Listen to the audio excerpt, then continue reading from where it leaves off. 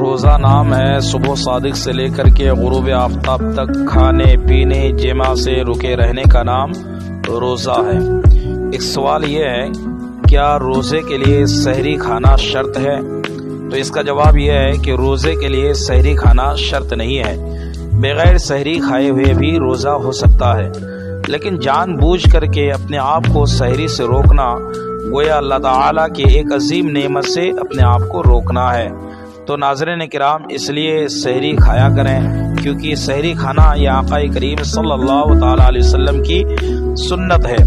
ایک روایت میں آتا ہے کہ ایک صحابی فرماتے ہیں کہ میں حضور صلی اللہ تعالیٰ علیہ وسلم کی خدمت بابرکت میں حاضر ہوا تو میں نے آپ صلی اللہ تعالیٰ علیہ وسلم کو دیکھا کہ آپ سحری تناول فرما رہے تھے، تو آپ صلی اللہ تعالیٰ علیہ وسلم نے فرمایا کہ یہ سحری برکت کی چیز ہے، لہذا اسے کبھی چھوڑنا نہیں۔ سبحان اللہ۔ اور دوسری روایت میں یہ آیا ہے کہ حضور نبی اکرم صلی اللہ تعالیٰ علیہ وسلم ایک مرتبہ سحری تناول فرما رہے تھے، کوئی حضور کی بارگاہ میں حاضر ہوا تو حضور نبی اکرم صلی اللہ تعالیٰ علیہ وسلم نے ارشاد فرمایا کہ آؤ برکت کا کھانا کھا لو، آؤ برکت کا کھانا کھا لو۔